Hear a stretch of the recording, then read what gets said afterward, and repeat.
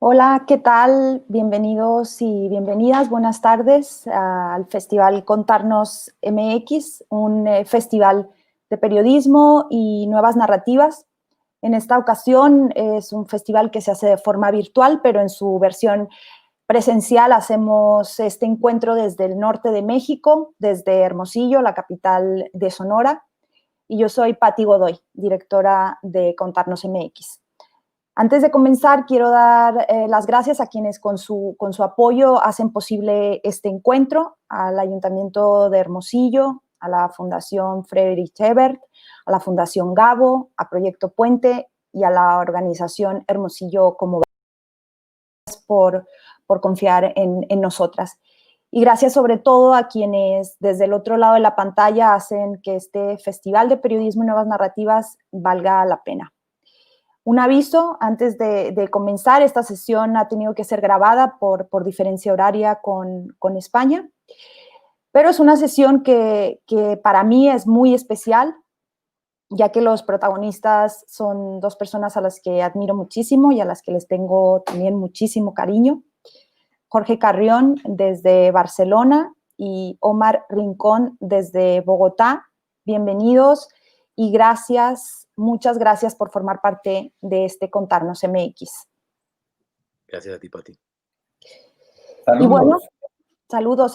Ahora comenzamos. Y bien, a esta conversación le hemos llamado El periodismo es un virus, una entrevista viral, en alusión a este libro, a lo viral, el último libro que acaba de publicar Jorge Carrión y que si no lo han leído les recomiendo muchísimo. Haré una brevísima presentación y después desapareceré durante un rato para que Jorge y Omar se queden platicando. Omar Rincón es periodista, académico y ensayista colombiano. Ha pensado y escrito sobre periodismo, culturas mediáticas, estética del entretenimiento y en especial estética de lo narco. Es además crítico de televisión. De Omar, yo sobre todo diría y destacaría que es un académico que sabe vivir y pensar fuera de la academia, es un investigador que entiende la investigación académica sin dogmas y eso lo ha llevado a explorar territorios poco explorados dentro de la academia. Es sobre todo, Omar, para mí un agitador cultural, diría que es un activista intelectual y que piensa que el mejor periodismo está por venir. Bienvenido, Omar. Gracias, Patti, por invitarme y saludos, buenas tardes en Sonora y, como diría Jorge, buenos días, buenas tardes, buenas noches. Jorge Carrión es escritor, periodista y crítico cultural. Es autor de novelas, crónicas, ensayos. Uno de ellos es ese extraordinario Tele Shakespeare sobre crítica de teleseries, el fascinante ensayo llamado Librerías, ese otro más reciente titulado Contra Amazon o Lo Viral, que lo publicó este año, en medio justo de esta pandemia. Jorge es una persona extremadamente prolífica y si no está escribiendo un artículo para el New York Times donde publica regularmente, está preparando una clase para la universidad, escribiendo un libro o el guión de su podcast Solaris. Es sin duda para mí uno de los ensayistas más lúcidos de estos tiempos, un pensador de lo contemporáneo, capaz de tejer, y esto no lo hace cualquiera, capaz de tejer redes intelectuales entre aspectos e ideas que aparentemente no están conectadas. Me atrevo a decir que para Jorge Carrión nada de lo contemporáneo es ajeno. Jordi, muchísimas gracias por estar aquí. Y ahora sí, Pati. Sí, y ahora sí, yo me voy, los dejo conversando un rato y cuando quieran. Y bienvenidos, buena charla. Gracias. La admiración y el cariño es mutuo. Y nada, Omar, cuando quieras disparar, aquí me tienes. Comenzamos esto de ser, la pusieron entrevista viral porque creo que es lo hicimos digital y de eso vamos a hablar. Pero yo quiero, como es un evento de periodismo, hablar primero como de la cultura periodística, luego el periodismo cultural, luego la crítica como género y terminamos en lo viral, que es lo más largo y lo más de expectativa, que es lo que hay que reflexionar. Para comenzar, súper simple, ¿Cómo es la cultura como agenda periodística hoy? Jorge, tú que publicas en el New York Times, en La Vanguardia, en muchas partes y que lees mucho, ¿cuál es la agenda periodística hoy de la cultura? Bueno, yo creo que lo que está ocurriendo ahora con la cultura en particular y con el resto de temas noticiosos o mediáticos en general es que, bueno, la agenda y el oficio está como atrapado, ¿no? Entre dos mundos. Es como cuando antiguamente intentabas cambiar de canal en el televisor y estaba como sintonizado entre dos canales, ¿no? Por un lado, la estructura de la mayor parte de los medios sigue siendo la propia del siglo XX, con sus redacciones, con sus secciones, con su jefe de redacción, con sus periodistas culturales especializados en literatura, música, arte, etcétera. Y por otro lado, tenemos un nuevo panorama, un nuevo ámbito, una nueva lógica, una nueva dinámica que tiene que ver con las redacciones digitales que intentan de algún modo adaptarse al nuevo ecosistema, y después con un sinfín de objetos culturales que reclaman la atención de los medios y no siempre lo consiguen, ¿no? Yo diría que la cultura, históricamente, desde Baudelaire, está muy codificada entre dos términos, ¿no? El término cultura, que en la época de Baudelaire pues era básicamente la literatura, la ópera, el teatro y la pintura, prácticamente, y el término tendencia, que es una palabra posterior, pero que como fenómeno ya ocurre, ya se da durante el siglo XX, ¿no? Entonces, de pronto, la radio es tendencia, la fotografía es tendencia, la televisión es tendencia, y a final del siglo XX el cómic convertido en novela gráfica o la gastronomía o la moda entran como tendencias, ¿no? Con el tiempo, la tendencia se convierte en cultura. De algún modo, la novela de caballerías, ¿no? Fue tendencia y ahora, en cambio, la consideramos historia de la literatura, ¿no? Entonces yo lo que veo es que esas secciones que he comentado, esas redacciones, esas particiones de la cultura del siglo XX, hacen que, por ejemplo, en la mayor parte de los diarios todavía exista una sección que es radio y televisión, ¿no? Igual que hay diarios españoles, Omar, aunque no te lo creas, que tienen sección de tauromaquia o sección de iglesia católica. No religiones, no. El tema islámico no se cubre, solo se cubre el tema católico, ¿no? Entonces ocurre un poco lo mismo con la cultura, ¿no? Que está de pronto dividida en secciones de cultura, tendencias y radio y televisión, y evidentemente esas secciones ya no representan la producción auténtica cultural de nuestra época. Deben comentar nada más que también hay una sección en Colombia muy importante para los periódicos impresos, que es el obituario, que es el diario de los muertos del día. Yo creo que eso asegura lecturabilidad en los lectores clásicos. Jorge, tú hablas de tendencia, cultura, pero dices que hoy en día hay objetos culturales no identificados y que eso sería como un asunto para que el periodismo tratara en serio, que ya no solo no es televisión y radio, sino el meme, youtuber. Esos objetos culturales no identificados podrían hacer parte de la nueva agenda del periodismo que debería dar cuenta. Claro. Bueno, lo que acabas de comentar de los obituarios es lo mismo que la sección de televisión, de programación televisiva, ¿no?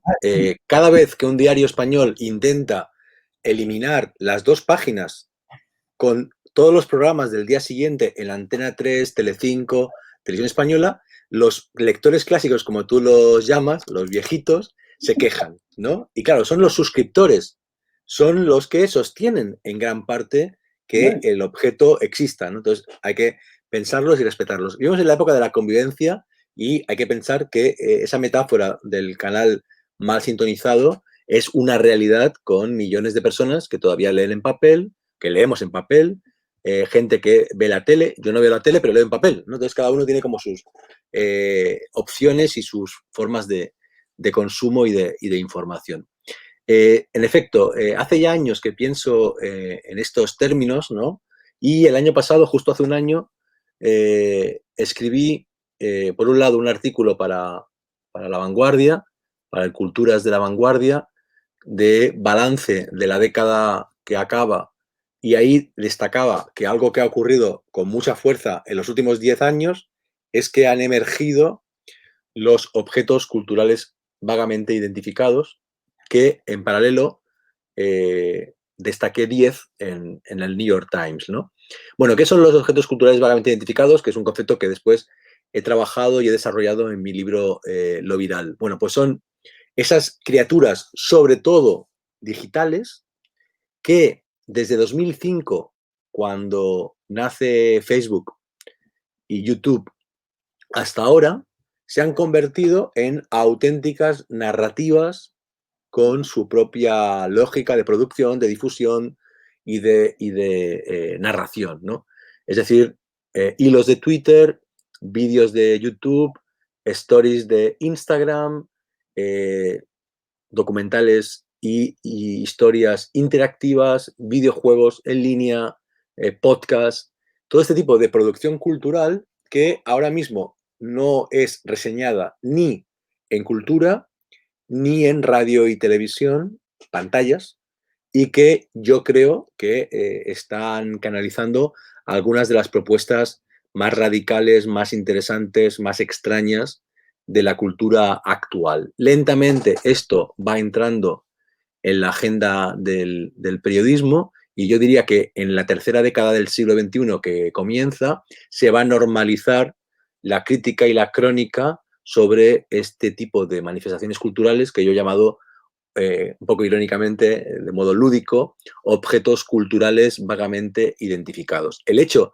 de que tanto ese artículo del New York Times como otro que publiqué más tarde sobre el periodismo y su anacronismo hayan despertado mucho interés y mucho diálogo, de hecho un poco es la causa de esta conversación que estamos teniendo, significa que somos muchos los que vemos esa contradicción, ese anacronismo. El periodismo tiene que representar la época en la que se produce, no la época de hace 10 años o de hace 20 años, ¿no? Entonces yo creo que hay una transformación y que los medios van a incorporar ese tipo de inquietud y de periodismo cultural del mundo digital.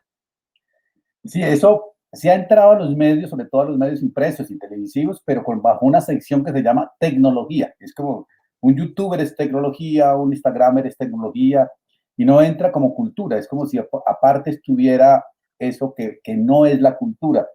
Ya ha entrado, y lo pusiste el tema, ¿qué es el periodismo cultural hoy? El periodismo cultural clásico era como la reseña, el comentario, el ensayo. ¿Cómo se hace periodismo cultural hoy? Porque creo que es uno de los ámbitos de conocimiento mayor que tenemos en el campo del periodismo, pero como que seguimos anacrónicamente, como vos decís, otra vez, cada vez que muere Borges, un especial de Borges muerto. Cada vez que pasa el Festival de Teatro en Bogotá, todos son entrevistas a teatreros que no entendemos. O sea, ¿cómo hacemos periodismo cultural hoy? Bueno, estoy viendo que esta conversación, Omar, ejemplifica perfectamente en su estética el doble canal siglo XX, siglo XXI. Yo soy siglo XX y tengo mi nombre bien escrito con mayúsculas y con acento, y tú eres siglo XXI y está con minúscula como un hashtag y sin acento. Bueno, el periodismo cultural, como se ha visto este año de pandemia, no es valorado como debería. Eso está clarísimo. O sea, año 2020, mes de marzo, abril, mayo, muchos países del mundo entran en cuarentena, se cierran los cines, se cierran los teatros, se cierran los museos y automáticamente el 90% de los diarios reducen páginas de cultura porque han identificado la cultura con la industria cultural, de modo que si la industria cultural tradicional no estrena, no lanza, no hay novedades, ya no hay que cubrir la cultura, ¿no? Yo creo que ahí el periodismo falló porque se multiplicó la cultura digital y no se supo cubrir la cultura digital que estaba surgiendo tanto desde cauces oficiales y empresariales, desde cauces totalmente alternativos y personales. Hubo un montón de gente muy brillante en clave de humor, en clave de información, en clave de narración, etcétera, que en sus redes sociales y de modo alternativo hizo propuestas muy buenas que nadie cubrió y nadie reseñó.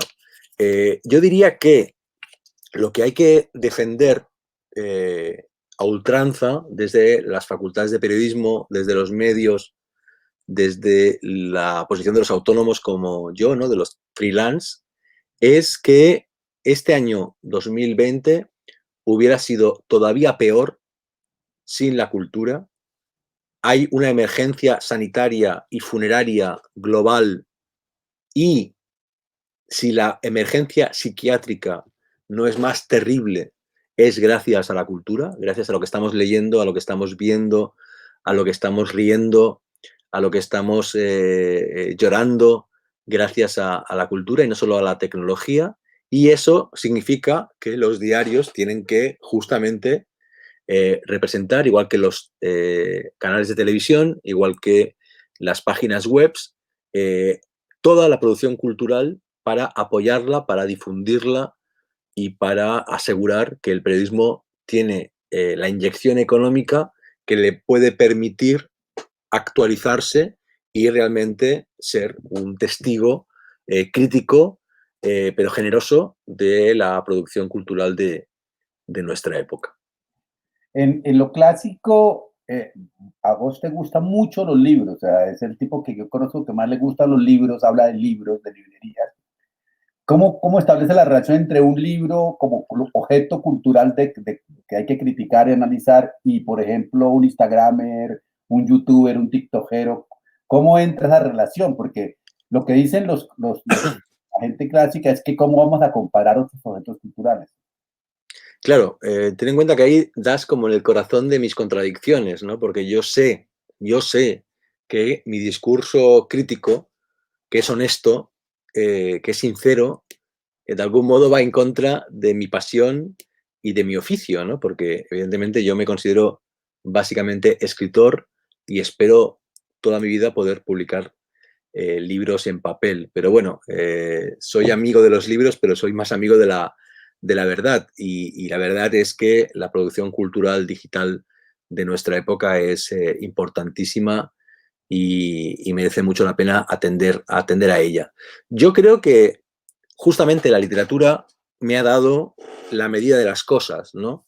Si sabes leer y evaluar un buen poema, una buena crónica, un buen cuento, una buena novela, un buen ensayo, si sabes evaluar lo literario y tienes una cierta cultura audiovisual, una cierta formación en cine, en pintura, que no es audiovisual, pero es visual y es la abuela del cine y televisión, ese criterio que has adquirido gracias a lenguajes tradicionales lo puedes aplicar para evaluar la calidad de las nuevas propuestas, ¿no? Un ejemplo entre mil. Un podcast que es dos amiguetes famosos hablando, contándose chistes y comentando películas, no me parece ni reseñable ni interesante. Un podcast que tiene un buen guión, una cierta ambición, una producción, una polifonía, eso, por mi propia formación como espectador de teatro y de cine, sí que me parece reseñable, ¿no? Entonces yo creo que lo que hay que es intentar aplicar categorías críticas de calidad y de ambición propias de la cultura tradicional a la nueva cultura, ¿no? Por ejemplo, tú mencionabas los memes. Seguramente un meme aislado, por muy brillante que sea y muy divertido que sea, no da para una reseña ni para un artículo. Entonces, lo que estáis haciendo en los Andes de trabajar constelaciones de memes a partir de criterios temáticos, eso es una buena vía para trabajar el meme. Pero claro, una constelación de memes sería el equivalente de un cuadro o de una película y un meme solo, pues no es, digamos, una unidad suficiente como para establecer un buen discurso crítico, ¿no? Yo creo que el sentido común basado en una buena formación clásica y humanista es aplicable en estos casos. Claro, porque la formación clásica humanista te da mirada para poder entrar a eso. Yo te he escuchado una cosa que siempre me parece un descubrimiento, y es que hoy en día existen, el medio determina la figura narrativa, el youtuber, el instagramer, el tiktokero, el whatsappero, el memero, y es como la plataforma se apropia del narrador o de la forma de narrar, pero también quiero que ahondemos en eso, pero también dijiste que me encantó, que no hay nadie que sea un buen facebookero, o sea, como que Facebook no ha producido más que fake news, o no sé, pero no hay como alguien que diga, este es un facebookero como un youtuber o un instagramer o un tiktokero. Claro, pero Facebook justamente ha triunfado y es la reina con 2.500 millones de usuarios en el mundo, justamente porque no ha apostado por la dimensión creativa y ha apostado meramente por la dimensión comunicativa. Esto que comentas es muy interesante. Efectivamente, los primeros que crearon su propio idioma fueron los youtubers. Seguramente nació de los gamers y de ahí evolucionó hacia el lenguaje de YouTube, que está muy codificado y que lo encuentras tanto en el gamer como en el que viaja o la que viaja, como en el de moda, etcétera. Pero con el tiempo, el youtuber, ¿no?, se profesionaliza y esa cierta inclinación a desarrollar un lenguaje propio y aumentar tu comunidad y ser conocido en esa red se contagia también a las redes posteriores, ¿no? Sobre todo en efecto a Instagram, Twitter con el hilo, ¿no?, sobre todo a partir del éxito de la propuesta de Manuel Bartual, apuesta por el hilo de Twitter y después efectivamente llega a TikTok, ¿no? Pero, aunque es verdad esto que comentamos, también es verdad que enseguida se produce una suerte de expansión multicanal. Nadie se quiere quedar solo en la forma y en el canal en el cual se ha hecho famoso, influyente, y todos acaban yéndose a otras redes y los mejores además adaptan su discurso y su técnica según en la red que se quieren expresar. Y ahí habría una palabra clave de este momento, que es la palabra multicanal, porque no solo somos todos lectores multicanal, con primera, segunda pantalla y con cambio constante entre formas de consumo muy distintas, ¿no? El papel, la pantalla de ordenador, la pantalla del cine, etcétera, sino que también somos productores, todos multicanal, ¿no? Yo, como decía Patti, este año he publicado un libro en papel, que es Lo Viral, pero que tiene versión en audiolibro leída por mí, en Storytel, tiene versión en ebook. He grabado los guiones que escribí el año pasado de Solaris, Ensayos Sonoros, que es un podcast, y constantemente estoy publicando tweets o estados de fotos de Instagram, ¿no? Entonces, yo creo que todos somos consumidores multicanal, todos somos productores multicanal. De hecho, esta propia conversación con Estética Zoom, que es la estética de este año, bueno, evidentemente que es básicamente una conversación por videoconferencia, pero tiene mensajes de texto y tiene expansión en Twitter, etcétera. Y yo creo que eso ya no va a desaparecer. Ya no vamos a querer estar nadie en un único canal, ¿no? O sea, en el siglo XX un escritor podía perfectamente ser influyente y leído estando solo en los libros o en los diarios y en los libros. Algunos también estuvieron en radio o en televisión, pero no era tan natural. Y en cambio creo que ahora cualquier productor de discurso, en cualquier lenguaje, de un modo orgánico, está en varias dimensiones de comunicación paralelas, sin ningún tipo de problema, y espero que tampoco de contradicción. Exacto. Este año hemos estado en la estética Zoom que tú has mencionado como la estética de la pandemia, pero además que es un formato narrativo, que es una forma de contar distinta al youtuber y a esto. Pasando ya al género de crítica, la crítica como género periodístico y cultural, ¿cómo lo definirías hoy? Porque te he escuchado que el crítico hoy es un prescriptor. En cambio, el crítico clásico era como una superioridad moral sobre las obras. Era como el que decía, esto es bueno y esto es malo. Y vos decís que el crítico cultural hoy es un prescriptor. Entonces, ¿cómo es el crítico cultural hoy? Bueno, yo creo que lo que tiene que hacer la crítica cultural es evaluar intervención por intervención, ¿no? En el siglo XX había un tipo de crítico que da igual lo que reseñara, eh, tenía que escribir una reseña por semana y era implacable, por ejemplo, y no consideraba la particularidad de la novela, ¿no? Y de pronto era igual de duro con una primera novela de una persona de provincias que con la última novela de un premio Nobel. Yo diría que en nuestra época, por un lado, hay que intentar encontrar un tipo de discurso adecuado a la intención crítica de cada reseña y quizá por la sobreabundancia de producción, me pregunto hasta qué punto tiene sentido la crítica destructiva o negativa. Es decir, si un libro, el último libro de, pongamos, Vargas Llosa, que no lo he leído, pero supongo que no es tan bueno como las anteriores, ¿no? Si de pronto en ningún medio reseñara el último libro de Vargas Llosa, ese silencio sería mucho más elocuente que no que hubiera 3 reseñas tibias y una reseña negativa. En cualquier caso, hay que abrir la mente hacia otros tipos de crítica cultural. A mí me gusta mucho la crítica que relaciona, ¿no? Que pone en conjunto, que pone en comunicación o bien libros o bien otro tipo de objetos culturales. Es decir, no me interesa solo la crítica evaluativa, me interesa también la crítica relacional. Y en efecto, dado que hay una superproducción de narrativas y de objetos culturales, de pronto estaría bien trabajar la lista, que es un formato nuevo del periodismo cultural en modos más interesantes de cómo se hace en general en el periodismo cultural, porque de pronto, ¿no? Si tú recomiendas 10 podcasts o 10 cuentas de Twitter o 10 libros, esa recomendación, esa prescripción señala, ¿no? Un camino de consumo y no otro, ¿no? También creo que hay que imaginar otras formas de crítica que pueden ser nubes de palabras, nubes de conceptos, infografías, vídeos que puedan tener voluntad viral, memes, ¿no? Tú con un meme puedes criticar el último libro de Vargas Llosa, por ejemplo, ¿no? Y eso no se está haciendo o no es tan visible como debería ser.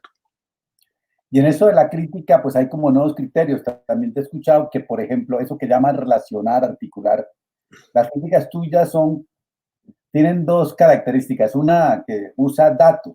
Dice, este libro fue leído en cuántas partes del mundo, fue producido en tal parte, fue visto por tanta gente. El dato que da el algoritmo, como una crítica algorítmica, y que es como sería como la crítica del siglo XXI. Y una como del siglo XX que lo relacionas con una cantidad de citacionismo, de libros, de autores. Hay como esas dos tendencias de articular con referentes conceptuales o intelectuales y con referentes algorítmicos. Es como una nueva forma de articular el dato. Bueno, yo creo que parte del trabajo de un periodista es informarse, ¿no? A mí me parece inmoral y no debería aceptarse que se publicaran artículos en los que el columnista o el reseñista dice esto es así si mal no recuerdo, o tal autor dice en tal libro tal cosa si me acuerdo bien. Bueno, pues levántate, busca el libro, busca la cita y haz un mínimo fact-checking, ¿no? O sea, hay que investigar, hay que estudiar, hay que buscar un artículo periodístico, al menos tiene que contener un dato que el lector no conocía. Y como decías, finalmente lo que hace que alguien siga a otra persona o lo lea es básicamente su estilo y su mirada, ¿no? Y en mi mirada, de un modo natural, intento contenerme, intento citar menos de lo que cito, porque a veces efectivamente uno puede como romper el equilibrio del texto con un exceso de referencias, pero creo que es importante abrir, ¿no? la perspectiva y sobre todo hacer un periodismo cultural comparado, ¿no? El periodismo es por naturaleza comparada, tienes que comparar realidades y ámbitos distintos, y yo vengo de la literatura comparada y por tanto de un modo natural me me sale comparar tradiciones culturales distintas, etc. Lo que decías de la mirada algorítmica, efectivamente tiene que ver con el Big Data y tiene que ver también con intentar ampliar la perspectiva.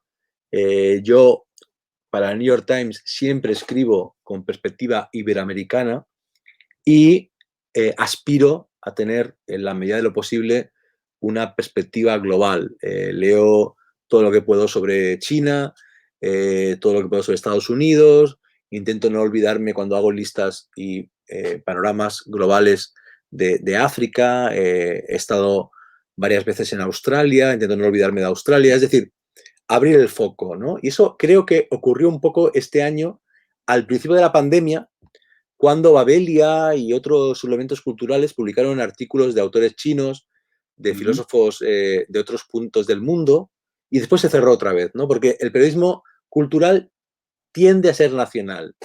De hecho, los libros más vendidos en todos los países casi siempre son de autores locales, ¿no? Y yo creo que eso sería otra lección que habría que aprender de la pandemia.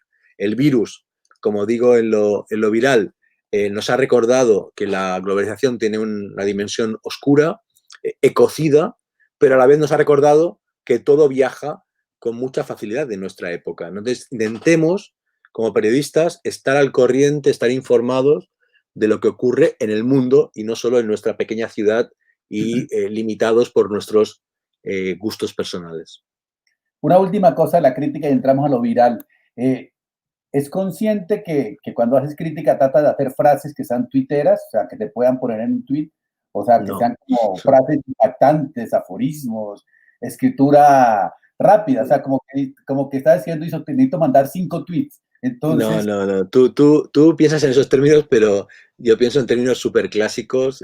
Pienso en los autores que leí con devoción del siglo XX, desde, no sé, Walter Benjamin hasta Juan Villoro, que tienen ese tipo de frase que sintetiza el párrafo y que tiene un carácter aforístico.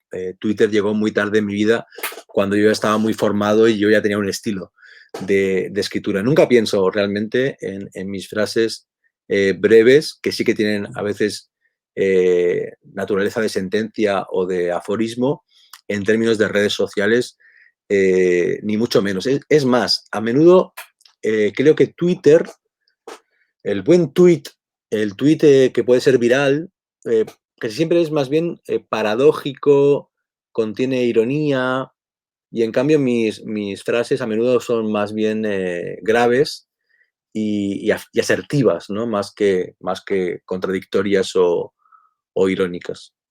creo que las frases son como más ensayísticas, como que tratan de dar una idea y no tanto de dar un buen tweet. Bueno, entrando a su libro... Perdona, y vinculado con eso, a veces, fíjate, escribo frases que ocupan todo un párrafo. De pronto me niego a la parataxis, me niego al estilo periodístico y escribo una frase de 50 palabras e intento mantenerla hasta el final del texto, justamente porque creo que no hay que pensar solo en lo viral y solo en lo mainstream, sino también en lo artístico y en lo vanguardista. Cada 3, 4 artículos escribo uno sobre cómic, sobre arte contemporáneo, sobre un clásico, que en general son menos leídos que los artículos sobre series, novelas o redes sociales. Pero creo que es importante que el periodismo recuerde que lo importante no es siempre lo mayoritario. No, y Y cuando esto que acabo de decir es un buen tuit. Lo importante no es siempre lo mayoritario. y en ese sentido yo creo que pues, intenta siempre crítico cultural y como escritor hacer ensayo también de época. Y obviamente y analizar la experiencia cultural en Contra Amazon es un bello pasar por experiencias de librerías. La experiencia cultural que nos tocó en Destino este año fue lo viral. Entonces usted hace una cosa que es un ensayo, un testimonio, una crónica, un antidiario de no ficción. O sea, si es un antidiario de no ficción es como un periodismo, un fake, un historiador de una historia que no tiene, un diario de reconstrucción, algo que nace de las columnas y que no está en las columnas. ¿Qué es lo viral? Preséntelo a América Latina como qué sería lo viral. Bueno, lo viral es primero un texto que escribí por necesidad. Yo me sentía mal en la cuarentena, tenía que hacer de tripas corazón y ser el mejor padre y el mejor marido y el mejor ciudadano posible. Y mi tristeza o mi miedo, mi melancolía, la canalicé hacia un texto en clave de diario, íntimo, pero en algún momento me di cuenta de que eso estaba muy bien como ejercicio, pero que si quería realmente convertirlo en un libro, tenía que darle una estructura literaria ambiciosa e interesante que lo distinguiera de los diarios que presumiblemente estaban escribiendo todos los escritores y todos los aficionados a la escritura en esos mismos momentos, ¿no? Y ahí encontré al menos dos caminos interesantes. Por un lado, quise leer sobre la viralidad digital, pensando que si el virus estaba cambiando el mundo y estaba siendo a la vez viral en el plano biológico y viral en las pantallas, sería interesante reconstruir una genealogía de la viralidad digital desde los 90 hasta ahora. No encontré ningún libro. Si hubiera podido leer un buen libro que me contara esa historia en clave ensayística y filosófica, no hubiera escrito el mío. Y lo que hice fue leer a Henry Jenkins, leer a un montón de autores para intentar entender cómo lo viral, la viralidad digital, se había convertido en el centro de nuestras vidas. Me están llegando historias alucinantes en las últimas semanas de personas que están siendo seleccionadas para puestos de trabajo por sus seguidores en Twitter o en Instagram, cuando el puesto de trabajo es ser azafata de aeropuerto. O sea, la locura absoluta, ¿no? O lo que ha ocurrido recientemente en España con la moción de censura de Vox, que yo creo que fue diseñada para redes sociales, igual que lo fue la respuesta de Pablo Casado del Partido Popular. Eso me permitió, creo, expandir mi libro, convertir mi diario en un posible libro, y lo que acabó de darme la estructura y el concepto fue el hecho de que pensé que justamente tenía que escapar de una cronología de marzo, abril, mayo de 2020, porque eso era obvio y mucha gente lo estaba cubriendo y convirtiendo en escritura. Y fue cuando se me ocurre intentar entender cómo hemos llegado donde hemos llegado. Y se me ocurre investigar cuándo pudo ser el primer contagio. Quizá esto lo pensé después de ver la película Contagio de Soderbergh, ¿no? Donde hay un paciente 0 y 1.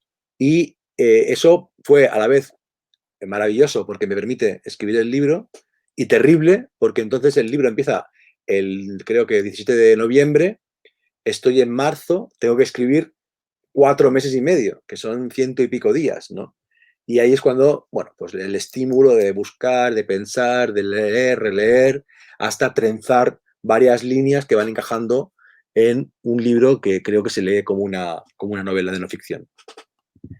Entonces, esa novela de no ficción, que sería casi periodística, a mí me pareció interesante una cosa, y es que no habla tanto del yo, porque creo que el virus también desarrolló una egoteca que todo el mundo, yo en mi cuarto, yo en mi literatura, yo en esto. Entonces me parece que tú lo que haces es documentar esta época. Yo documento la época, intento crear una genealogía de la pandemia y del desastre, intento también deconstruir el género diario literario, intento hablar de esa tradición desde Tucídides, que no solo escribió sobre la epidemia en Atenas, sino que además la sufrió, de modo que fue testimonio y historiador a la vez, ¿no? Para esos que dicen que no se puede escribir sin distancia crítica, bueno, pues la historia nace con un tipo que se contagia de un virus y a la vez que cuenta la historia de su ciudad durante la pandemia, él mismo es un enfermo de esa enfermedad, ¿no? Y yo diría que el yo en el libro tiene, por un lado, la función que tienen todos mis textos, que es, digamos, un lugar de pacto, ¿no? O sea, tú me estás leyendo a mí porque te interesa lo que yo digo y soy yo el que hablo. No voy a neutralizar mi lugar de enunciación porque tú confías en mi mirada y en mi palabra. te quiero corresponder. Y el yo también es, por un lado, una forma de dar testimonio personal, porque esta pandemia la estamos sufriendo cuerpos y familias y personas, y también porque me interesaba mucho empatizar con el lector, es decir, de cada 5 fragmentos, uno es personal porque quiero que el lector se reconozca en el espejo de mi experiencia y que gracias a lo que yo consigno, a lo que yo escribo, él pueda recordar. Por ejemplo, en España se hizo famoso el aplauso de todos los días a los sanitarios en los balcones, pero ya hemos olvidado que no fue a las 8 de la noche siempre. Empezó siendo a las 10, pero después, para que los niños pudieran salir al balcón también, cambió a las 8. Eso ya se ha olvidado, ¿no? Entonces yo creo que la amnesia va a funcionar muy rápidamente con la pandemia por un mecanismo de supervivencia y que mi libro puede quedar como un documento, una memoria de elementos que van a ser rápidamente sepultados en el olvido. Asimismo, vos defines la viralidad como la clave de esta época cultural, como una categoría que define mecanismos sociales, culturales, políticos y económicos. Y en una charla con Barico decían que también la viralidad es la clave del diseño de las historias hoy. ¿Por qué la viralidad es tan importante narrativamente, ya poniéndolo en términos de creación? Bueno, yo creo que igual que en el siglo XX el objetivo de un libro, además de ser bueno, era que llegara a las librerías, que los libreros lo mostraran en los anaqueles o en el escaparate, que fuera reseñado en las revistas literarias y que llegara a una serie de lectores. En nuestra época, el objetivo de cada producción cultural es que tenga una visibilidad que ya pasa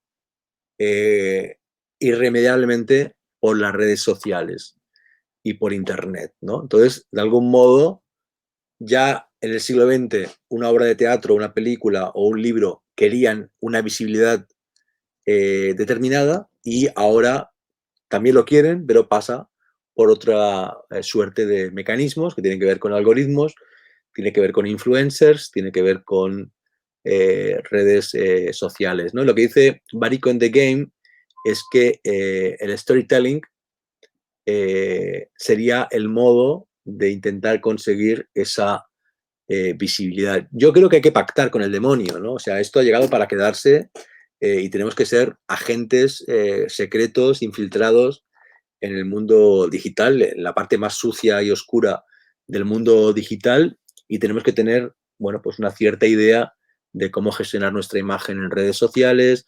No creo que se pueda hacer hoy día periodista sin estar en Twitter.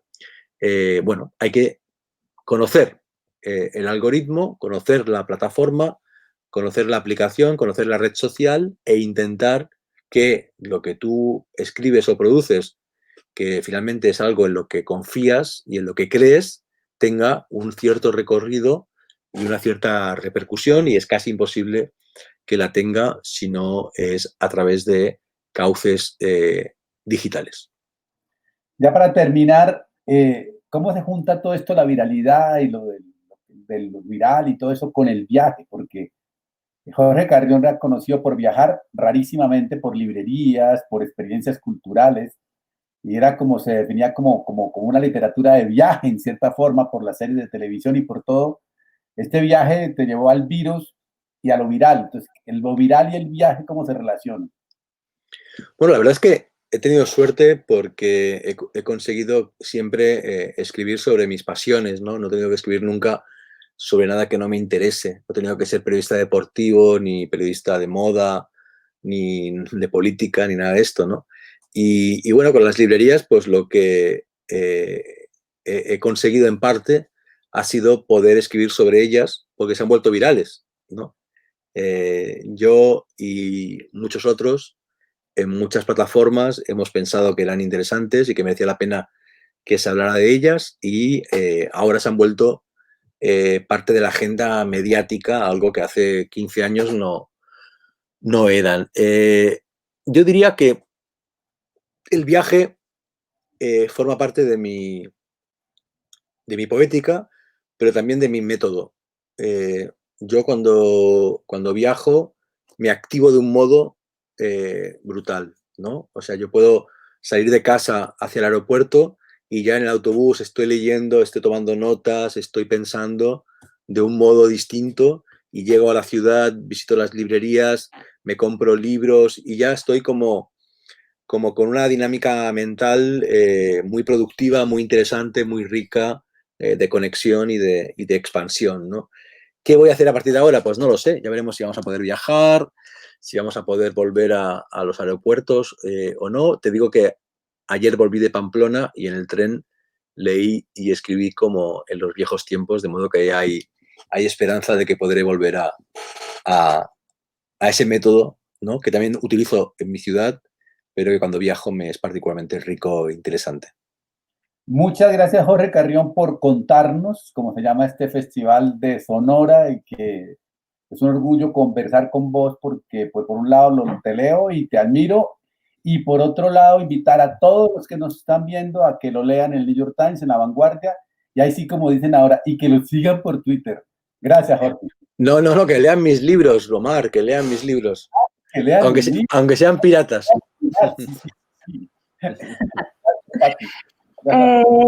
Omar, Jordi, muchas gracias. Gracias por esta conversación y por formar parte de Contarnos. Espero que vengan muchos Contarnos más y poder contar con ustedes. Sin duda, porque yo no me muero sin conocer Sonora. O sea, eso lo tengo clarísimo, clarísimo. Invitados quedan. Y bueno, a todos y a todas las personas que nos están acompañando a través de sus pantallas, invitarlos a que se queden allí, que viene una conversación muy interesante desde el otro lado del muro, donde las periodistas Aileen Truax y Maritza Félix nos hablarán de sus respectivas experiencias contando historias desde Estados Unidos. Y los invito también a seguir la programación de MX a través de nuestras redes. Allí encontrarán todos los detalles de nuestro programa. Así que seguimos con el Festival Contarnos MX.